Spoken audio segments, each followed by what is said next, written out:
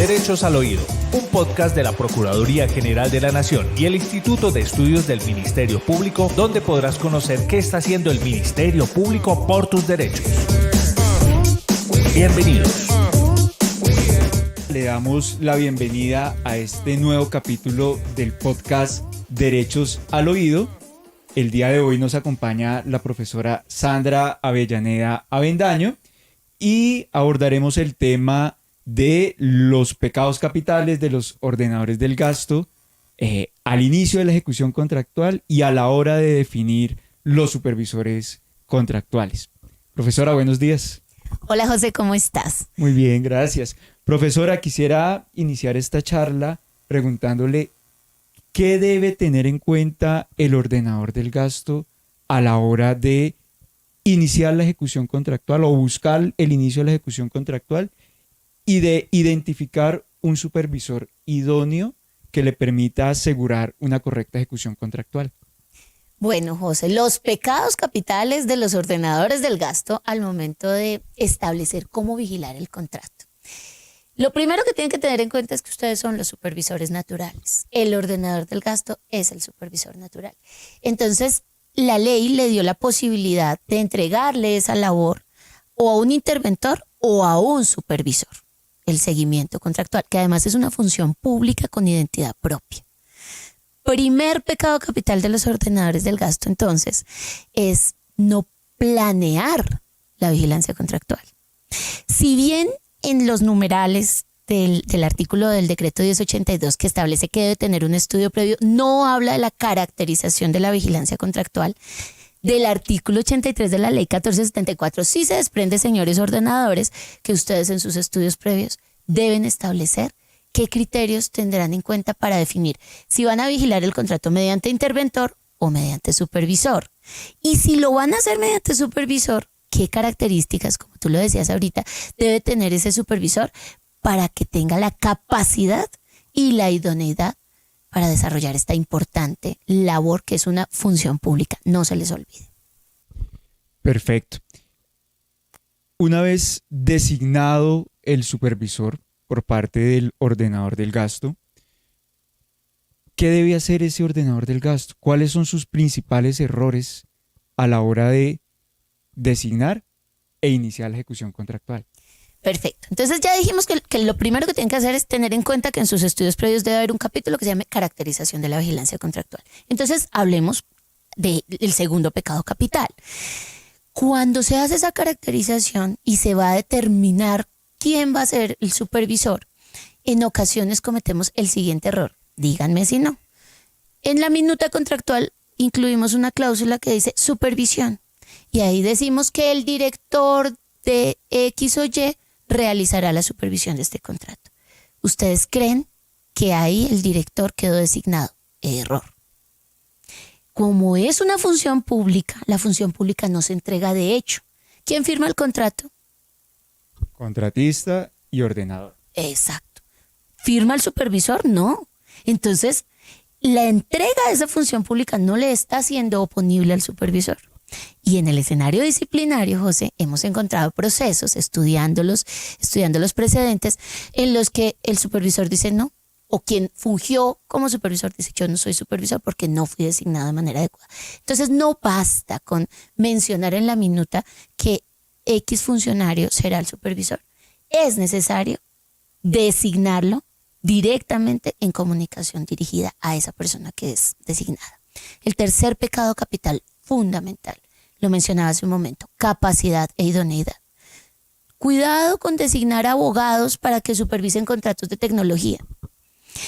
Cuidado porque la capacidad tiene dos aristas, la capacidad funcional y la capacidad operativa. Entonces, cuidado con designar a un abogado que, si bien es titulado como abogado, es, por ejemplo, un funcionario del nivel asistencial. Él no tiene capacidad funcional para ejercer la supervisión.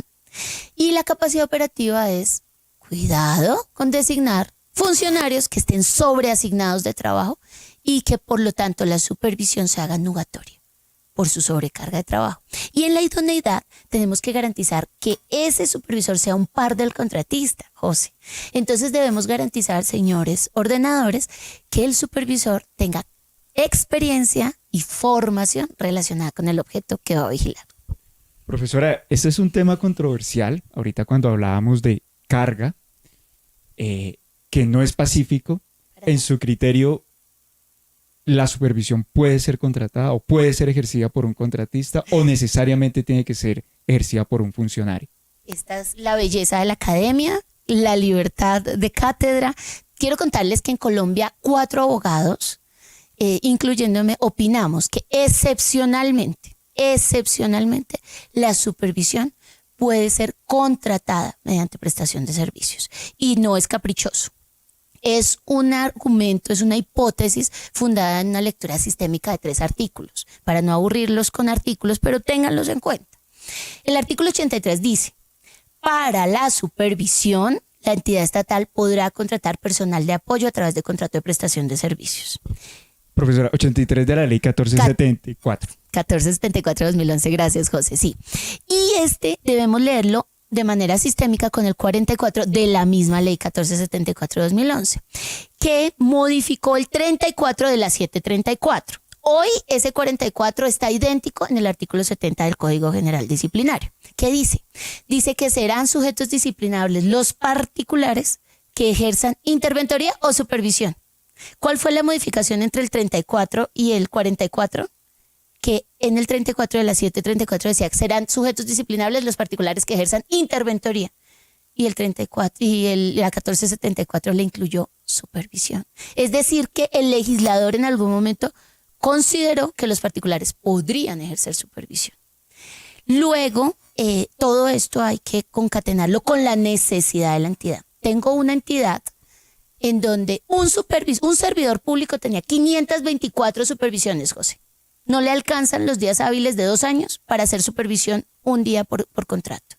Entonces, ahí hay una clara necesidad del servicio esencial, de la función pública esencial, que es la supervisión.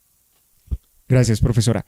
Ya para ir finalizando, y algo que me he dado cuenta en la práctica y que quisiera que lo abordáramos en este corto espacio, los ordenadores, una vez designan al supervisor, se desprenden por completamente de cualquier responsabilidad disciplinaria, cualquier responsabilidad penal, cualquier responsabilidad fiscal, o siguen teniendo algún tipo de responsabilidad, y cómo deben de ejercer ese control sobre el supervisor para que se materialice esas consecuencias. Bueno, al ordenador hay que decirle algo, pero entonces vámonos un poquito más atrás. Al jefe de la entidad que delega la ordenación también hay que decirle esto. De acuerdo. El jefe que delega al ordenador y el ordenador que designa, ojo, son 2 palabras diferentes, delegación y designación. De pronto en otro espacio hablaremos respecto a esa diferencia. Al ordenador que designa la supervisión, hay que decirles que en términos de responsabilidades responden por la debida diligencia ineligiendo. ¿Qué significa eso que se escucha tan bonito y elegante? Pues la debida diligencia eligiendo bien al supervisor, lo que les acabamos de contar, de ojo con la idoneidad, ojo con la capacidad. Pero viene la segunda debida diligencia, la debida diligencia invigilando. No es que entrego y desprendo, no. A ustedes la historia les va a preguntar qué mecanismos y puntos de control implementaron para monitorear la calidad de la función pública que designaron. Entonces, pregunta, ¿qué mecanismos formales? Porque acuérdense que las reuniones de 7 de la mañana de los lunes, donde se dicen muchas cosas interesantes, pero nada queda escrito, no existen. En lo público, lo que no está escrito, no existe. ¿Qué mecanismos formales y documentados tienen ustedes para controlar a sus supervisores? Eso se los va a exigir la historia en el escenario penal, fiscal y disciplinario. Perfecto, profesora. Ya para terminar, quisiera preguntarle, y para que quede claro y de pronto quedó en el tintero, a propósito de la posibilidad de contratar por prestación de servicios una supervisión, quisiéramos una pequeña diferencia entre lo que es supervisión e interventoría. ¿Cuándo elegir una? ¿Cuándo contratar la otra?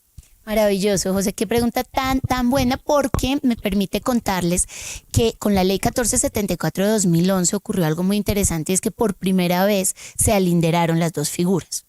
En la práctica siempre se hablaba a veces de interventoría, a veces de supervisión, pero casi que era un tema intuitivo de cada entidad.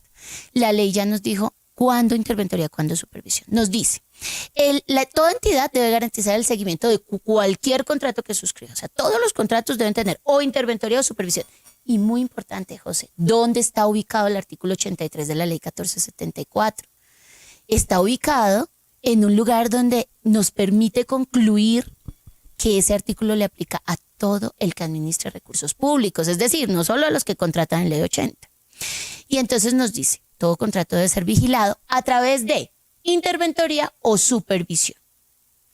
Y luego dice, el seguimiento contractual tiene 5 elementos mínimos. Seguimiento técnico, administrativo, contable, financiero y jurídico. Y luego dice, cuando alguna de estas 3 cosas ocurra, se tiene que contratar interventoría. Primero, que el contrato a vigilar sea especializado. Segundo, que sea complejo o que sea extenso. Tercero, cualquiera de estas 3 condiciones me dan para tener que contratar interventoría. Ahora, hay otro asterisco y es que hay 2 casos en los que la ley me dice que tengo que contratar interventoría. En todo el resto de contratos está la autonomía de hacer el juicio de estos 3 elementos por parte de la entidad. ¿Cuáles son esos 2 casos, José? El contrato de obra que se adjudica mediante licitación pública y el contrato de concesión. Sí o sí tienen interventoría integral. Y entonces, en ese orden de ideas tenemos un problemita. Y es que la ley me habló de extenso, complejo y especializado, pero no me dijo qué debo entender por esos 3 conceptos. Recomendación, en sus manuales, defínanlo. El manual de contratación es una norma interna que, estando armónico con la norma superior, tiene presunción de legalidad y es vinculante. Profesora, muchas gracias. Muchas gracias a quienes nos escucharon o nos vieron el día de hoy. Los invitamos a seguir al Derechos al Oído a través de redes sociales. Nos vemos en una próxima sesión o próximo capítulo en donde abordaremos precisamente los pecados capitales de los supervisores.